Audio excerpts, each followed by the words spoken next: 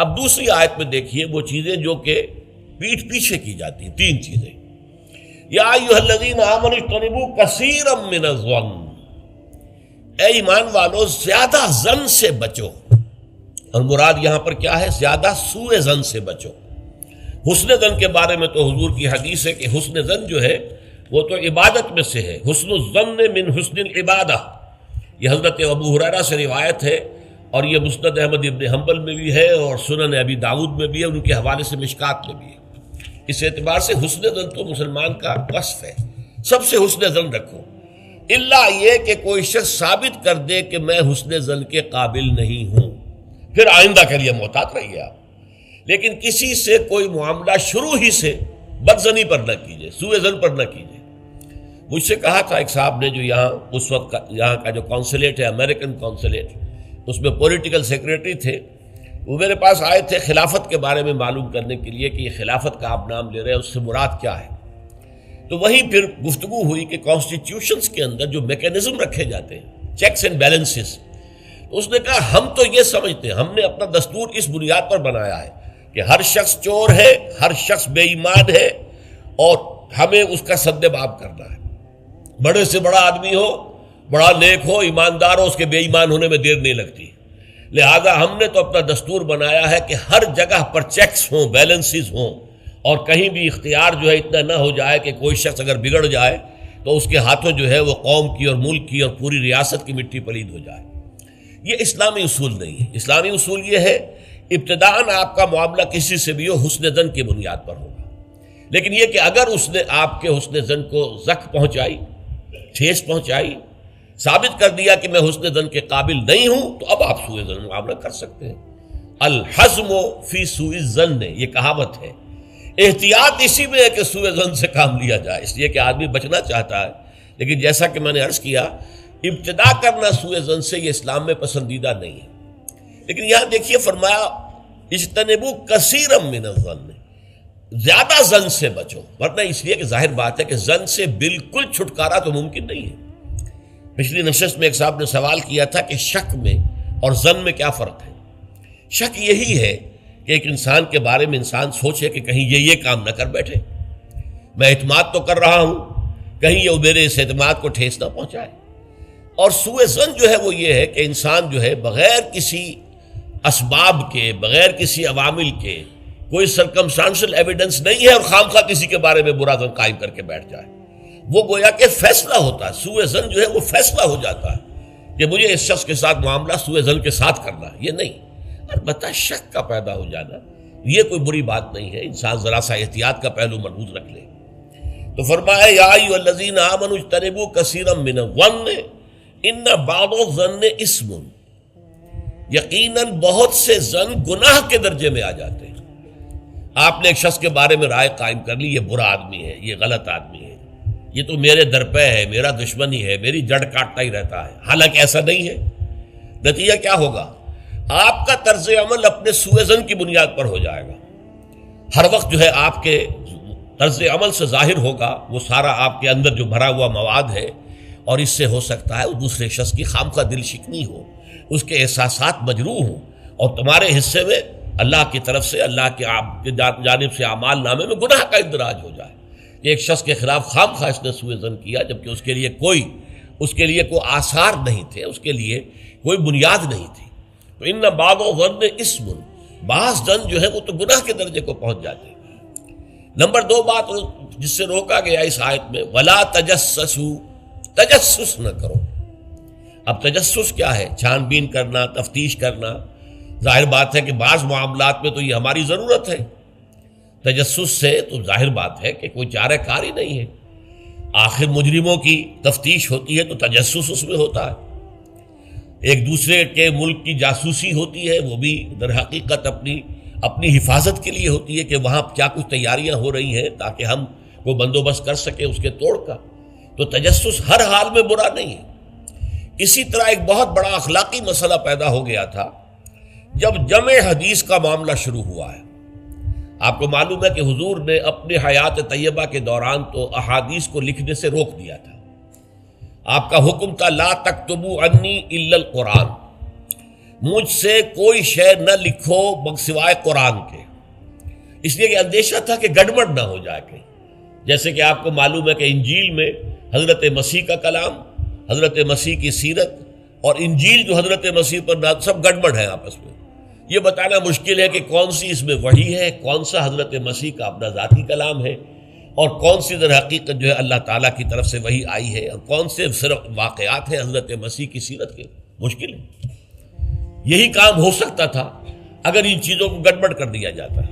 اللہ کے فضل و کرم سے اسلام میں کیا ہوا ہے؟ قرآن علیحدہ معین، بالکل معین، پھر احادیث حضور کے اقوال و افعال کو جمع کر دیا، وہ علیحدہ معین، پھر فقہ مرتب ہوئی اور اس کو بھی ترتیب دے دی گئی، سیرت علیحدہ مرتب ہوئی.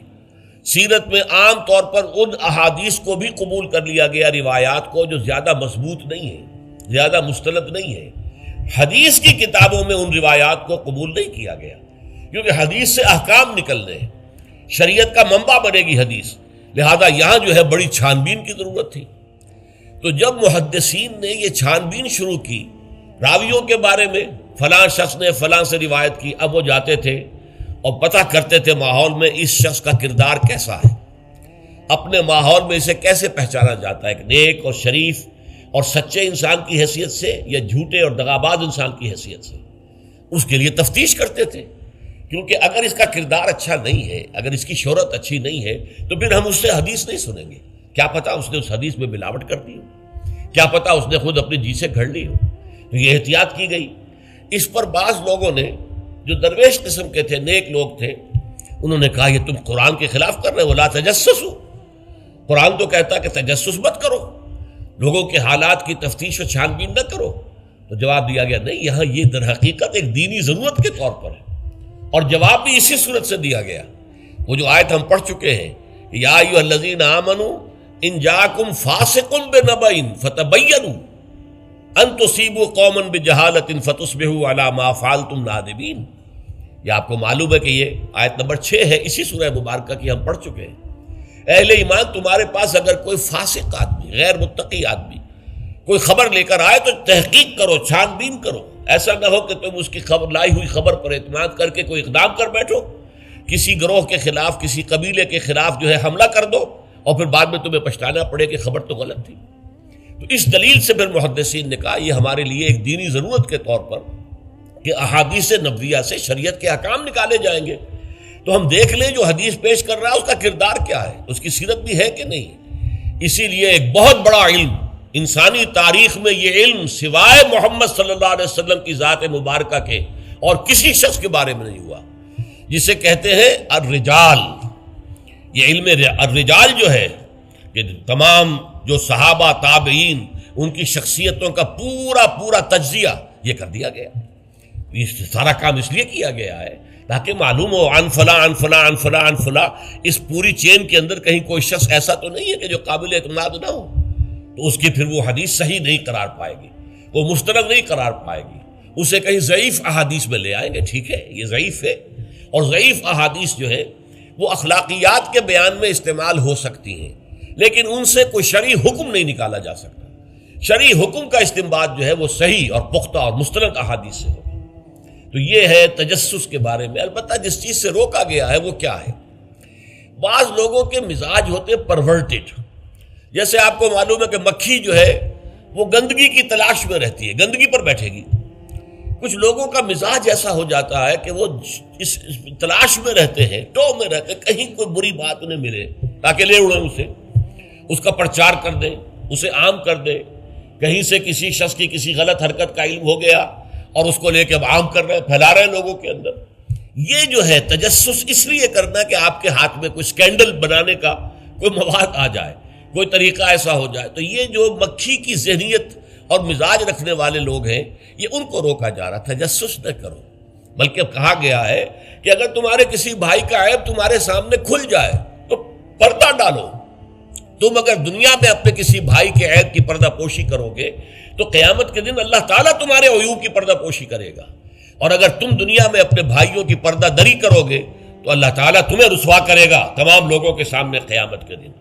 تو یہ تجسس جو ہے یہ برا ہے. بعض لوگوں کا مزاج ہوتا ہے، یہ دو بھائی جو ہیں ان میں کبھی جھگڑا نہیں ہوا، کیا بات ہے، اب وہ اندر جا کے ٹو لے رہے ہیں، کہیں سے کوئی مسئلہ نکال لیا، اس سے بھڑکایا تاکہ لڑیں آپس میں، اور پھر یہ کہ وہ بھس میں آگ لگا کے جمالو دور کھڑی تماشا دیکھ رہے ہیں کہ یہ لڑ رہے ہیں آپس میں۔ تو اس طرح کی پرورٹڈ جو ہے بس شدہ شخصیتیں ہوتی ہیں بالفعل لوگوں کے اندر، اور یہ کن میں ہوتی ہیں؟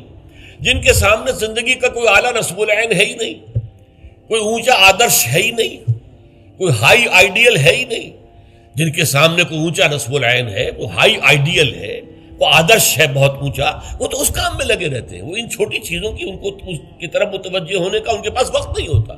لیکن جن لوگوں کی زندگی کے اندر وہ اونچائی کی طرف تو کوئی رجحان ہے ہی نہیں، تو ظاہر بات ہے وہ تو پھر زمین ہی کے اندر دیکھیں گے، کیڑے مکوڑے انہیں نظر آئیں گے، یا گندگی جو ہے وہ اس کے بارے میں جو ہے اس کو لے اڑیں گے پھر بعد میں۔ اور تیسری چیز ہے وَلَا يَغْتَبْ بَعْضُكُمْ بَعْضًا، نہ ہی تم میں سے کوئی کسی دوسرے کی غیبت کرے۔ اب غیبت کیا ہے؟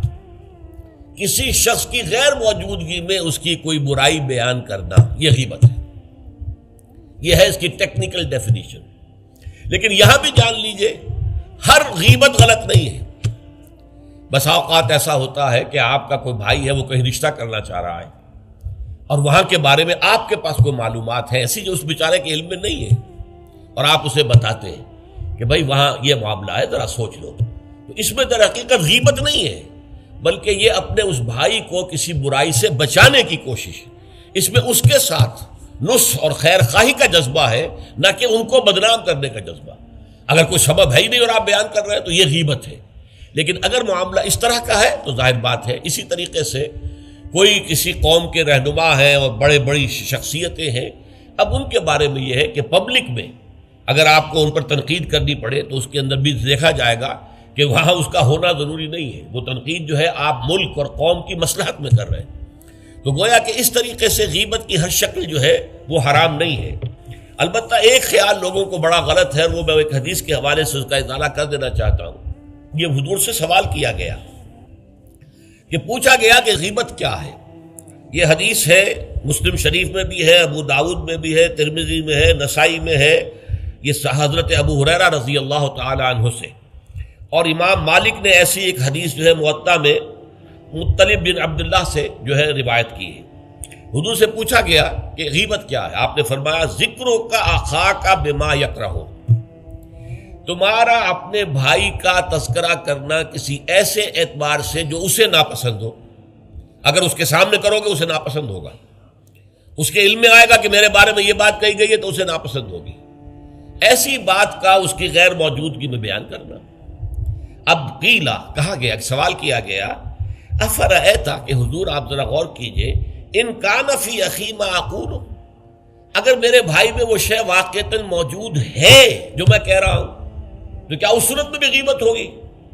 قال، فرمایا حضور نے، غور سے سنیے، ان کان فیہ ما تقول فقد اغتبت ہو، اگر تو اس میں وہ برائی ہے جو تم کہہ رہے تو تم نے غیبت کی، وَإِن لَمْ يَكُنْ فِيهِ، اور اگر نہیں ہے اس میں وہ شے اور تم پھر بھی کہہ رہے ہو ما تقول فقد بہتہ، تو تم نے اس پر بہتان لگایا ہے، یہ تو دوہرا جرم ہو گیا۔ اس میں کوئی خرابی نہیں ہے، برائی نہیں ہے اور آپ بیان کر رہے ہیں تو یہ تو بہتان ہے۔ البتہ کسی میں کوئی برائی ہے، خرابی ہے، نقص ہے، تو یہ در حقیقت جو ہے آپ کا اس کی غیر موجودگی میں بیان کرنا یہ غیبت ہے۔ تو اس اعتبار سے غیبت کی جو برائی ہے اس کو اچھی طرح سمجھ لیجئے، اور یہ ہمارے معاشرے کے اندر بہت پھیلی ہوئی ہے یہ شے، بلکہ یہ کہا جاتا ہے اور صحیح کہا جاتا ہے کہ وہ کئی کورسز کا ڈنر ہونے کے بعد جو ہے پھر جب گفتگویں ہوتی ہیں تو معلوم ہوتا ہے کہ سب سے زیادہ لذیذ ڈش جو ہے وہ ایک دوسرے کی غیبت ہے۔ اور ہوتا کیا ہے، شادی کا کہیں پر مجمع لگا ہوا ہے اور جو ہے وہ ابھی بارات نہیں آئی ہے یا کوئی اور مسئلہ ہے، بیٹھے ہوئے ہیں، تو جب 3 آدمی بیٹھے ہوں گے تو کسی اور کی غیبت کریں گے، اور جب ان میں سے ایک اٹھ کے چلا جائے گا تو اب یہ دونوں اس کی غیبت کریں گے۔ یہ ہمارے معاشرے کا عام رخ ہے، یہ ہمارا جو ہے یہ گویا کہ سب سے زیادہ ڈیلیشس ڈش جو ہے وہ غیبت ہے۔ تو اس کے لیے شدت کے ساتھ روکا گیا، اور اس کے لیے جو پھر تمثیل دی گئی ہے، اَيُحِبُّ أَحَدُكُم مَّن يَأْكُلَ لَحْمَ أَخِيهِ مَيْتًا فَكَرِهْتُمُوهُ، کیا تم میں سے کوئی شخص اسے پسند کرے گا کہ وہ اپنے مردہ بھائی کا گوشت کھائے؟ تو اس پر تو تمہیں گھن آ گئی، تمہیں بہت برا لگا۔ کوئی شخص گوارا کرے گا کہ اپنے مردہ بھائی کا گوشت کھائے؟ لیکن سوچئے کہ ایسی تمثیل کیوں دی گئی؟ یہ اللہ کا کلام ہے بغیر کسی ربط کے، تمثیل اور تشبیہ جو ہوتی ہے کسی ربط کی بنیاد پر ہوتی ہے نا، ورنہ تشبیہ اور تمثیل کا فائدہ کیا ہوا؟ ربط کیا ہے؟ جیسے ایک مردہ اپنے دفاع پر کے قابل نہیں ہے، آپ ادھر سے بوٹی کاٹ لیجئے، ادھر سے بوٹی کاٹ لیجئے، پڑا مردہ ہے، آپ پوری اختیار کے ساتھ جہاں سے چاہیں اس کی بوٹی اڑا لیں۔ اگر وہ زندہ ہو تو وہ ہاتھ لگانے دے گا آپ کو جسم کے اپنے کسی حصے پر۔ بعین ہی یہ معاملہ ہے، آپ کا بھائی موجود نہیں ہے اور آپ اس کی عزت پر حملہ کر رہے ہیں، مانوی شخصیت پر حملہ ہے۔ اس جسم کی نسبت مانوی شخصیت زیادہ قیمتی ہے، زیادہ اہم ہے۔ آپ اس کی مانوی شخصیت پر، اس کی عزت پر حملہ کر رہے ہیں اور وہ قادر نہیں ہے دفاع کرنے پر۔ اگر وہ ہوتا اور بات کرتے، اور یہ چیز پسندیدہ ہے، اگر آپ پبلک کے اندر اس کے منہ پر کہیے بات تو معلوم ہوگا، بلکہ اس میں جو پسندیدہ ترین بات ہے وہ یہ ہے کہ کسی بھائی کا کوئی عیب ہے، علیحدگی میں جا کر بتاؤ، بھائی تمہارے اندر مجھے یہ نقص نظر آ رہا ہے، برا نہ ماننا، میں نے تمہاری اصلاح کے لیے کہا ہے، مجھے تم سے کوئی قد نہیں ہے، دشمنی نہیں ہے۔ یہ نہایت پسندیدہ بات ہے۔ اس کو کہا گیا المسلم و مرۃ المسلم، ایک مسلمان دوسرے مسلمان کے لیے آئینے کے مانند ہے۔ جیسے آپ آئینہ دیکھتے دیکھتے رہے یہاں کوئی داغ لگا ہوا، دھبا لگا ہوا، آپ اسے دھو دیتے ہیں، ہٹا دیتے ہیں۔ اسی طریقے سے ایک مسلمان کو اپنے مسلمان بھائی کے لیے آئینے کے مانند ہونا چاہیے کہ وہ اسے اس کی خرابیوں پر، اس کی برائیوں پر مطلع کر دے، لیکن یہ اطلاع جو ہے یہ ہوگی خلوص کی بنیاد پر، خیر خواہی کی بنیاد پر، اسے ذلیل کرنے کے لیے نہیں، اسے بدنام کرنے کے لیے نہیں، بلکہ یہ کہ اس کے سامنے علیحدگی میں، تنہائی میں بات کی جا رہی ہے۔ البتہ اس کی غیر موجودگی میں بات کی جائے وہ غیبت ہے، اور وہ بالکل صحیح تمثیل ہے جو قرآن نے استعمال کی ہے، صحیح ترین تمثیل ہے۔ اَيُحِبُّ أَحَدُكُمْ أَن يَأْكُلَ لَحْمَ أَخِيهِ مَيْتًا فَكَرِهْتُمُوهُ، کیا تم میں سے کوئی شخص پسند کرے گا اپنے مردہ بھائی کا گوشت کھائے؟ بالکل اسی طریقے سے وہ تمہارا بھائی جو محفل میں نہیں ہے، وہ اپنی عزت کے دفاع پر قادر نہیں ہے۔ اگر وہ ہوتا تو کہتا بھائی آپ غلط کہہ رہے ہیں، آپ کو مغالطہ ہوا ہے، بات یوں نہیں تھی یوں تھی، کوئی ایکسپلین کرتا، کوئی اپنا دفاع کرتا، کوئی اپنی شخصیت کا، اپنی عزت کا تحفظ کرتا، لیکن وہاں نہیں ہے وہ تو اپنے تحفظ پر قادر نہیں ہے۔ لہذا یہ غیبت در حقیقت مانوی سطح پر وہی شے ہے جو مادی سطح پر کسی مردہ بھائی کا گوشت کھانا ہے۔ فَكَرِهْتُمُوهُ، یہ تو تمہیں بہت برا لگا یہ بات۔ بلکہ اکثر لوگ کہیں گے کہ ایسی مثالیں جو ہیں، کیا ماذا اراد اللہ بہذا مسئلہ، ایسی تمثیل دینا، کہیں گدھے کی تمثیل دی گئی ہے قرآن مجید میں، وہ یہودی جن کے اوپر تورات کا تو بار تو لدا ہوا ہے، تورات پر عمل نہیں کرتے، تو ان کی مثال کیا ہے؟ کمثل الحمار یحمل اسفارا، وہ تو ایسے ہے جیسے کہ گدھا ہے، اس کی پیٹھ کے اوپر کتابوں کے انبار لگے ہوئے ہیں، گٹھری باندھ کر جو ہے مکالمات افلاطون لکھی ہوئی ہے، یا انسائکلوپیڈیا برٹانیکا کی گٹھری باندھ کے رکھ دی گئی ہے، اسے کیا فائدہ؟ اسی طرح سورہ اعراف میں کتے کی مثال دی گئی ہے، کہیں مچھر کی مثال دی گئی ہے، کہیں بکری کی مثال دی گئی ہے۔